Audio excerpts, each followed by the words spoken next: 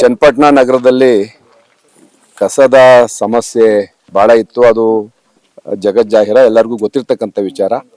ಇವತ್ತು ನಗರಸಭೆಯ ಅಧ್ಯಕ್ಷರು, ಎಲ್ಲ ಗೌರವಾನ್ವಿತ ಸದಸ್ಯರ ನಿರಂತರ ಪ್ರಯತ್ನದಿಂದ ಇವತ್ತು ಇಲ್ಲಿ ಚೋಳಮಾರನಹಳ್ಳಿ ಸರ್ವೆ ನಂಬರ್ 90ರಲ್ಲಿ ಸರ್ಕಾರ ಸುಮಾರು 9.5 ಎಕರೆ ಜಾಗವನ್ನ ಮಂಜೂರು ಮಾಡಿದೆ.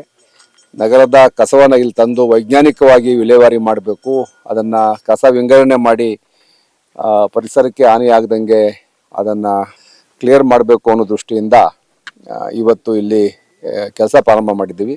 3.5 ಕೋಟಿ ರೂಪಾಯಿ ಸರ್ಕಾರ ಅನುದಾನ ಬಿಡುಗಡೆ ಆಗಿದೆ, ಕೆಲಸ ಪ್ರಾರಂಭ ಆಗಿದೆ. ಆದಷ್ಟು ಶೀಘ್ರದಲ್ಲೇ ಚನ್ನಪಟ್ಟಣ ನಗರದ ಕಸವನ್ನು ಇಲ್ಲಿ ತಂದು ಸಂಸ್ಕರಣೆ ಮಾಡಿ, ಈ ಭಾಗದ ಗ್ರಾಮಗಳು ಯಾವುದು ಹತ್ತಿರ ಇಲ್ಲ, ಇಲ್ಲಿ ಸುಮಾರು 2 ಕಿಲೋಮೀಟರ್ ದೂರ ಸುತ್ತಮುತ್ತ ಯಾವುದೇ ಗ್ರಾಮ ಇಲ್ಲ. ಆದರೂ ಕೂಡ ಪರಿಸರಕ್ಕೆ ಹಾನಿ ಆಗದಂಗೆ ಅದನ್ನು ವಿಲೆ ಮಾಡ್ತಕ್ಕಂಥ ಜವಾಬ್ದಾರಿಯನ್ನು ನಗರಸಭೆ ಹೊತ್ಕೊಂಡಿದೆ.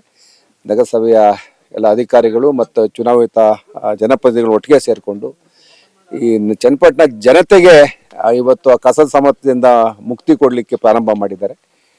ಹಾಗಾಗಿ ನಾನು ಕೂಡ ಈ ಒಂದು ಕೆಲಸದಲ್ಲಿ ಭಾಗಿಯಾಗಿದ್ದೀನಿ. ಮತ್ತು ಕಣ್ವಾ ರೋಡಿಂದ ಇಲ್ಲಿ ತನಕ ನಾವು PMGSYನಲ್ಲಿ ಸುಮಾರು 2 ಕಿಲೋಮೀಟ್ರು ಡಾಂಬರೀಕರಣ ಮಾಡಿಸ್ಕೊಡ್ತೀವಿ.